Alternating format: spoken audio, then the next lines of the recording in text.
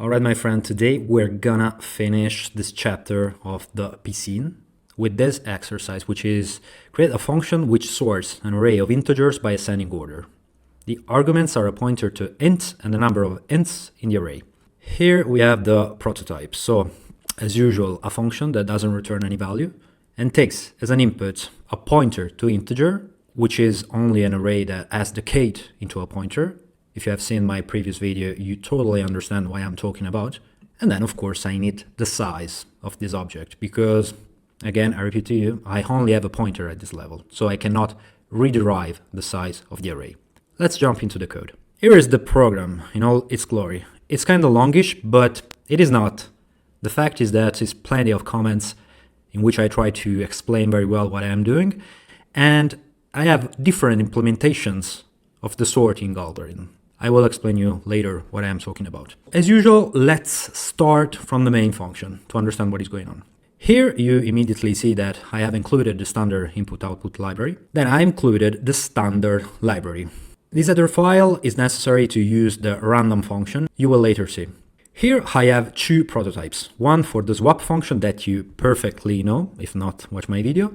And I have a prototype for the sort int tab, namely the function of the exercise.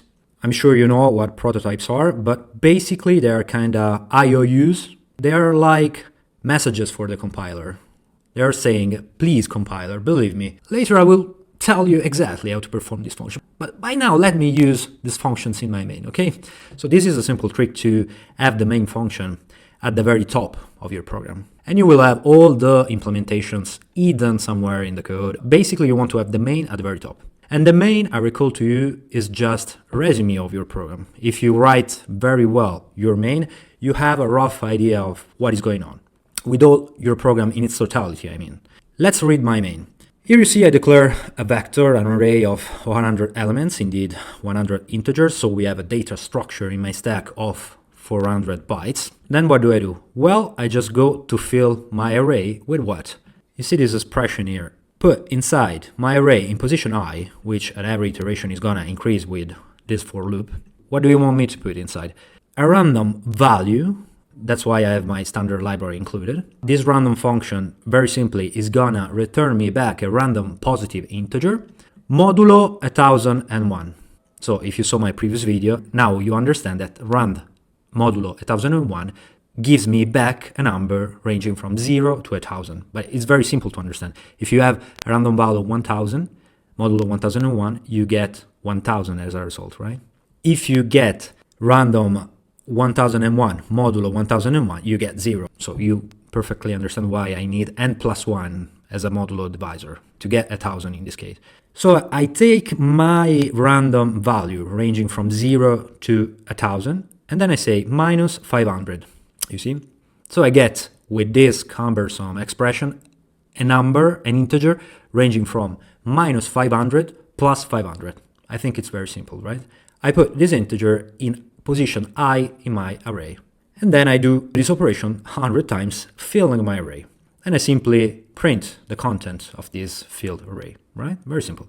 Then I call my function, indeed the one of this exercise, which is sortIntTab, giving as an input the name of the array, which you perfectly know that is gonna decay into a pointer to the first element of my array, and the size, namely the number of elements inside my array.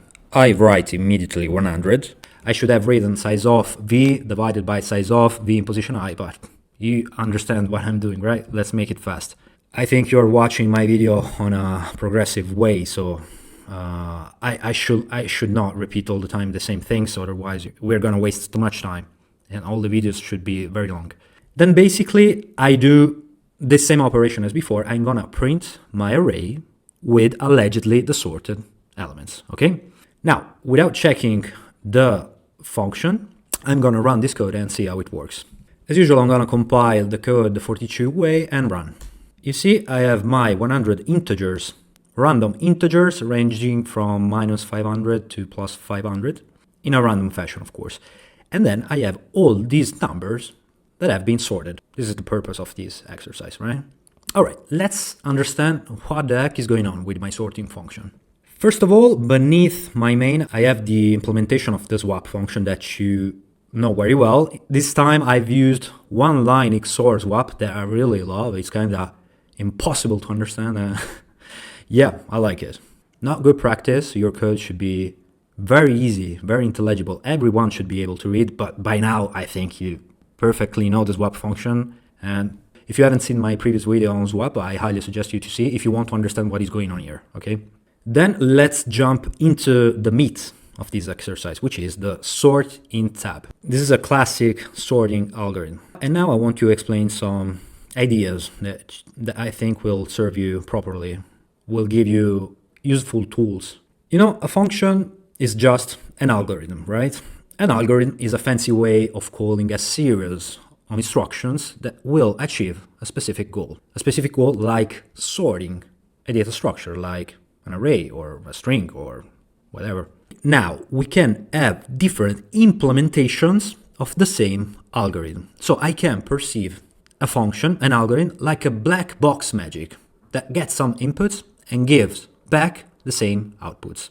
I don't really care about the algorithm is implemented, as long as there is a contract between the inputs and the outputs. Namely, if I say, please me, magic black box function, sort my array, I don't really care how you will perform it, as long as you will do it, right? Like the swap function here. I've used this fancy XOR kind of swap, which is very cryptic, very unintelligible, and very strange. But the function itself is an algorithm that will perform the swap, right? I don't really care if I have a temporary variable or if I have an XOR swap or whatever. The contract is that this function will perform a swap, period. That's the real thing that I care. Here we have the same idea with the sorting algorithm. We can have a plethora of implementations of the same algorithm. For example, here I have the bubble implementation. That's the one that I really like and that I will explain to you. But I have also the insertion sort implementation of the same algorithm. Or I have the selection sort. There are different ways of achieving the same goal. Of course, we have trade-offs. Different implementations gives us a better performance in terms of memory occupied, number of instructions, and so forth. This is indeed why it is important to study algorithms. It is the science of searching the best solutions to a given problem, okay? And here you have a practical example. For our purpose, I want to use, as I previously said, a bubble implementation, which I think is pretty easy if you don't have a clue about algorithms and sorting algorithms in general. Of course, this block of code is kind of intimidating. If we are going to analyze on a code level, this is not going to be very useful. I think that, as always, visualization is key. So let's visualize what is going on. Here I have 5 cars that I want to sort. In real life, pay attention, now I'm talking real physical stuff. With this bubble sort algorithm, the idea is that at every iteration, I want to make a bubble, quote unquote, emerge in the surface, right? Every iteration, I want to put in the last relative position a bubble, namely the biggest card for that specific iteration. So what is the approach? First of all, how many bubble sort algorithm I have to perform to my 5 cards?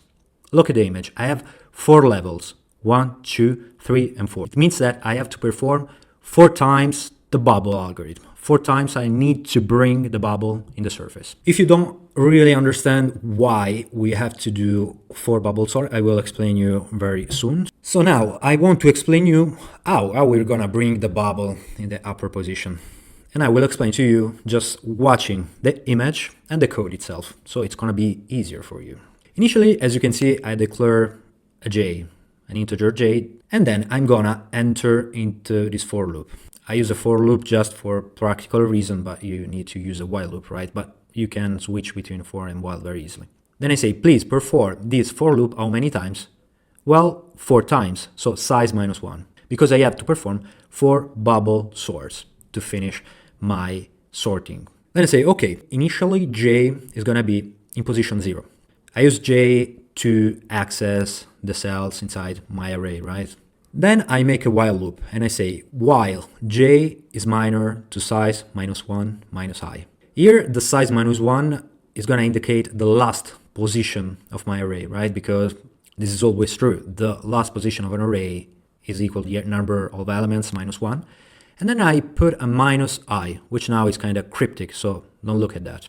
And then I simply say, if the element in position j is major than the element in position j plus 1, I'm gonna swap the two. And then I simply increase the j.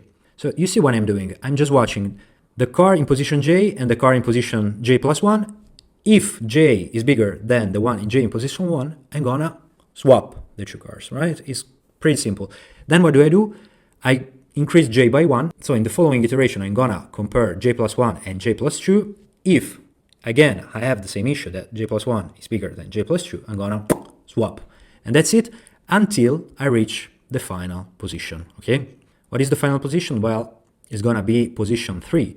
So this while loop is gonna tell me until j is less than 4, so not less equal, less. Practically speaking, until j is maximum 3, what do? Well, at every iteration, check the card in position j and watch if it is major than j plus 1. If this is the case, swap the two cards, all right? Now, you understand that minus I is kind of cryptic, but watch the image. You see at every iteration, I'm able to bring the bubble at the surface. And that card, I'm sure that is the biggest, all right? At every iteration, I'm sure that the last relative card is the biggest.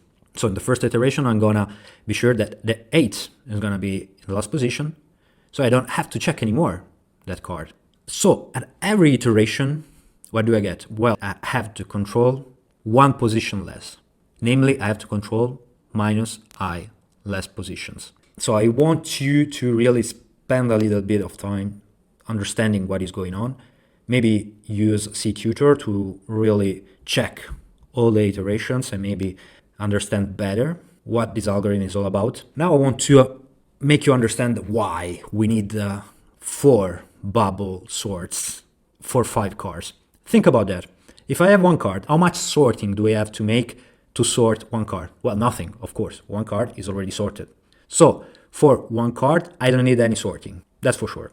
And by now, let's abstract away the bubble implementation. Now I'm talking about sorting in the physical world. If I have one card, I know that I don't need to perform any kind of sorting in general, in an abstract way of thinking. If I have 2 cards, how many sorting stuff I have to do? Well, I have to, at maximum one change, right? At maximum, I have to make one swap at maximum, right? So for 2 cards, I have to make one sorting algorithm. And I'm sure that after that iteration, the 2 cards are gonna be sorted. How about 3 cards? Well, that's the same line of reasoning. At every pass, I have one card which is in the right position, in the right spot. So I make one pass, one card is in the right position. The second pass, well, I have 2 cards in the right position. And by exclusion, the third card is already in the right spot. So 3 cards, how many iterations? Well, 2. You got a rule, you got a pattern. By the way, this is called induction. That's a mathematical way of reasoning. That's another fucking rabbit hole for you if you want to spend your time. Basically, you induce by observing some patterns what is the rule of an idea of an algorithm. In this case, I have 5 cards. So I say, okay, I'm gonna need 4 bubble sorting. That's why the outer for loop has 4 times, namely size -1. And then these 5 lines are the bubble sort implementation. Every time I have my j that is going to be refreshed to the first position, and I do my check card after card. If card A is major than card B, I'm going to swap, and a bubble will rise on the surface. All right, again, I cannot really explain to you to let you understand on the marrow of your bones. Try to, if you think you understood, try to close the video and do it by yourself. That's the only way out, the only way you can really grasp this concept of sorting. Always keep in mind this image, and that's not super complicated, but not easy. If you think you understood, rethink. Probably you haven't. That's my experience. All the time we watch tutorials, but we think we understood, but when we open the terminal, we don't get nothing. I cannot write fucking shit, so maybe you can relate, I don't know. Hopefully not, but basically that's it for this bubble implementation sorting algorithm. You see, few lines, this black box magic is going to perform a sorting. With this slide, I want to show you a concept that maybe can serve you properly, can serve you well. At least for me, it is a good mental model idea. You see, this is the image of your computer while tries to sort 5 cards, namely 5 integers inside an array. You see, I have my RAM with all the cards. These integers gets inside the CPU that has some registers, and the brain of our computer, namely the ALU, arithmetic logic unit, is going to analyze like a calculator, essentially. It is a calculator at the end of the day. One card and the other, right? In this case, it's going to analyze 6 and 3.